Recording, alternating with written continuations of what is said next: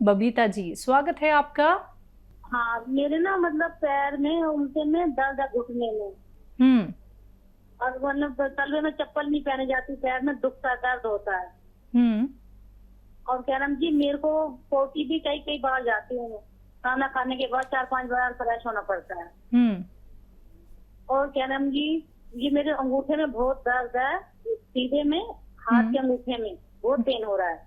ठीक है। अब हकीम साहब जी ने बताया था गोंद खा लिए, किया काला गोंद, हम्म। वो खा रही हूँ। दर्द को थोड़ा आराम है, लेकिन घुटने में अकड़न पड़ना है मेरे बहुत ज्यादा। ठीक है। और हाँ जी, मेरा बेटा है, अब से 15 साल का है। हम्म। तो उसको ना खांसी जुकाम नजला रहता है, उसको सही नहीं होता। हम्म।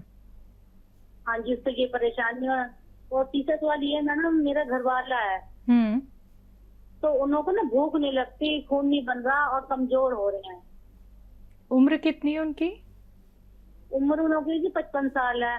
इस सब गोल की भूसी पानी में मिलाकर 1 चम्मच रोजाना आप ले लिया करें, आपको फायदा मुमकिन है। जी। देखिए, गौनसिया तो आपने शुरू कर दिया और इसने फायदा भी शुरू कर दिया। थोड़ा सा इंतजार कर लें, अभी 8-10 दिन हुए हैं आपको इस्तेमाल किए हुए, 10% फायदा भी आपने बता दिया। ये हर जोड़, हर नर्व के लिए है, डिस्क के लिए है, घुटने के लिए है, अंगूठे के लिए है। आप इसे छोड़िए नहीं, और जितना गौनसिया आपके पास है, ये ख़त्म होते होते आपको रोग मुक्त हो जाना चाहिए। बस आपसे यही निवेदन है कि वेस्टर्न टॉयलेट, ऐसा कुर्सी वाला टॉयलेट यूज़ करें और बहुत मेहनत का काम ना करें। जैसे झाड़ू पोछा कुछ दिन ना करें तो आप बहुत जल्दी अच्छे हो सकते हैं। और वो जो मैं एक नुस्खा बताता हूँ, एक चूरन बनाना बताता हूँ, अपने पति के लिए वो बना लीजिए। लिखना शुरू करें। सौंफ, सौंठ, जीरा, अजवाइन, धनिया, मेथी का दाना, ये 6 चीज़ें हैं। और फिर बोलता हूँ, सौंफ, सौंठ, जीरा, अजवाइन, धनिया और मेथी का दाना, ये 100-100 ग्राम खरीद कर पाउडर बनाकर रखें घर में। और एक आता है नमक जैतून, ये असली ले, नकली बहुत मिलता है।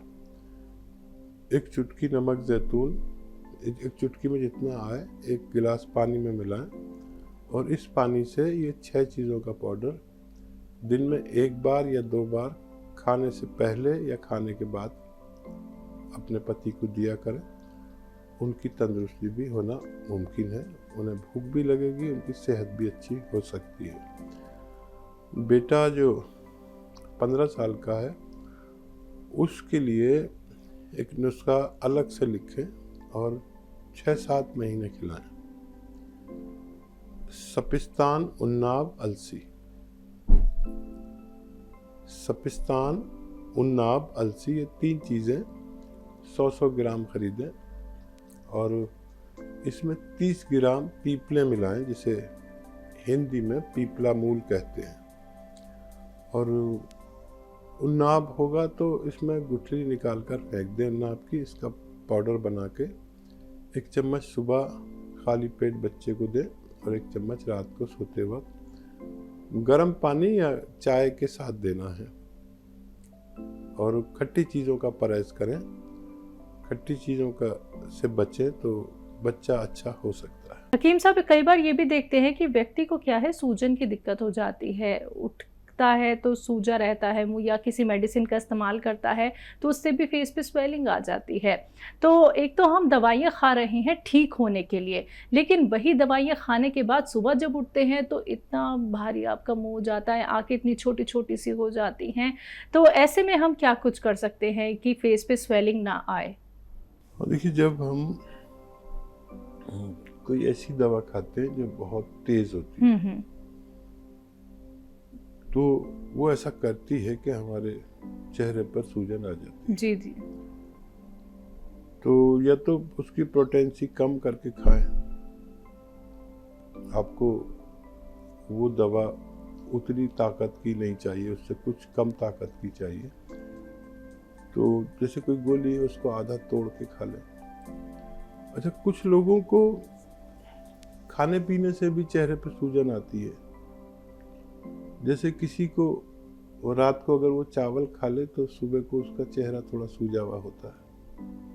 तो आप समझ लें कि ये चावल आपको नुकसान देता है और आपके लिए फ़ायदेमंद नहीं है। तो जब भी चावल खाएं तो इसमें अदरक की चटनी उतनी मिला के खाया करें, और ऐसी कोई गर्म चीज़ साथ में खाया करें जो चावल की बादी को मार दे।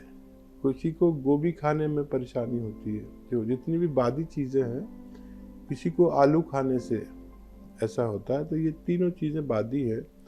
अगर कोई बादी मिजाज का है और इन्हें खाएगा तो चेहरे पे सूजन आना तय है। सरोज जी, स्वागत है आपका। मैं कल ना फोन मोरिंगा और मंगाया और नगोनसिया भी ऑर्डर कराया, तो वो मेरी फ्रेंड के लिए किया, तो उसके शुगर भी है। तो मैं ये पूछना चाहती हूँ कि अलसी दे दूँ उसके साथ, मोरिंगा के साथ? नहीं, गोनसिया है और उनके घुटनों में भी दर्द है, शुगर भी है उनको। ठीक है, गोनसिया के साथ अलसी लेना चाहती हैं? आप बताइए, उनको शुगर है और दर्द है घुटनों में, तो अलसी सही रहेगी उनके लिए? ठीक है, गोनसिया के साथ। और गोनसिया कैसे लेना है? गर्म पानी के साथ आधा ग्राम या 1 ग्राम बताइए। जी, गोनसिया एक रॉ मटेरियल है, कच्ची दवा है। इसको चूरन बना लें, पाउडर बना लें, और अलसी को अलग से हल्का सा भून के पाउडर बना लें। आधा चम्मच अलसी और आधा ग्राम गोनसिया, तकरीबन 2 चुटकी गोनसिया से मिलाकर अब पानी से, दूध से, जैसे आपको आसानी हो, दिन में 2 बार खाने के बाद खा लिया करें। और डायबिटीज़ अगर है, और दवा तो उनकी चली रही होगी डायबिटीज़ की, वो चलाते रहें।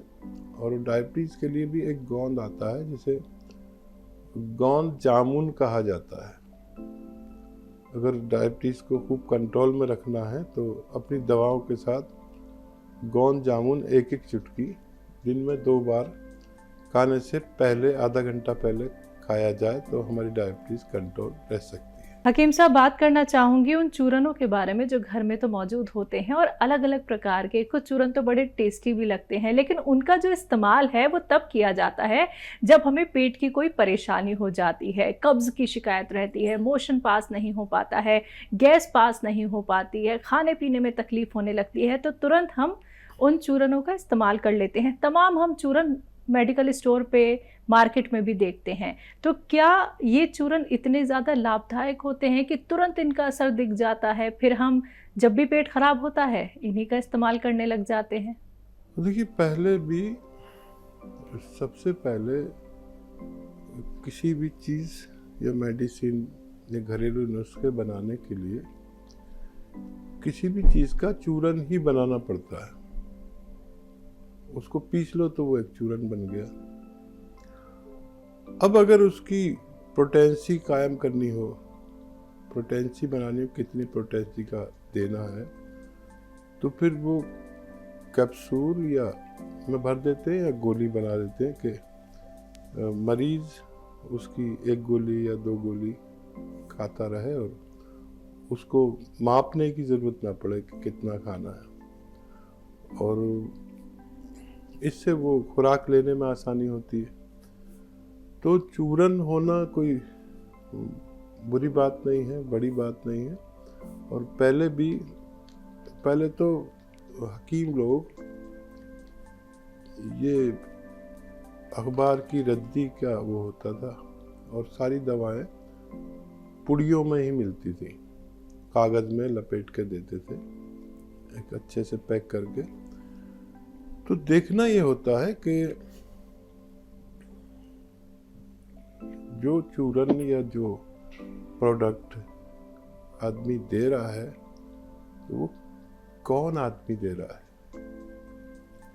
उसको अनुभव क्या है, जो दे रहा है उसको क्या उसका अनुभव है, क्या उसे उसका इख्तियार है देने का? तो ये सब चीज़ें जो हम इस्तेमाल करते हैं, घरेलू नुस्खे या धनिया, मिर्चें और जो भी हमारे किचन में मसाले हैं, ये मसाले हमें नुकसान भी दे सकते हैं। तो जितनी भी ऐसी चीज़ें हैं जो नुकसान देती हैं, उनको पहले शुद्ध कर लेना चाहिए, तब उनकी दवाएं बनाना चाहिए। अच्छा, शुद्ध करना क्या होता है? शुद्ध कैसे करते हैं? शुद्ध करते हैं किसी चीज़ को भूनकर, किसी चीज़ को जलाकर, किसी चीज़ को किसी चीज़ में मिलाकर, किसी एसिड में हल करते हैं, किसी चीज़ को, जैसे मैं अक्सर बताता हूँ कि ये जो हरड़ बहेड़ा है, ये बग़ैर शुद्ध किए या बग़ैर बिरियाँ किए इस्तेमाल नहीं करना चाहिए। हरड़ बहेड़ा अक्सर लोग पेट के ताल्लुक से जो चूरन बनाते हैं उसमें यूज़ करते हैं, लेकिन अगर वो शुद्ध नहीं किया, और इसको शुद्ध करने का तरीका एक ही है कि इसको आप बादाम या अरंडी के तेल में भून लें, तो इसके जो नुकसानदेह चीज़ें हैं वो ख़त्म हो जाती है। एक तो ये बहुत हिद्दत होती है, इसमें बहुत गर्मी होती है। तेल में भूनने से इसकी वो गर्मी ख़त्म हो जाती है और ताकत बाकी रह जाती है। लेकिन जितने भी चूरन प्रोडक्ट लोग बेचते हैं, हम तो गांव से आते हैं, तो गांव में बेचते फिरते हैं गाड़ियों पर, ऐसा चूरन वैसा चूरन, पेट सफ़ा और ये दफ़ा और वो दफ़ा। अगर शुद्ध हुई भी दवाएं नहीं हैं तो वो आज नहीं तो कल आपको बहुत नुकसान पहुंचा सकती है।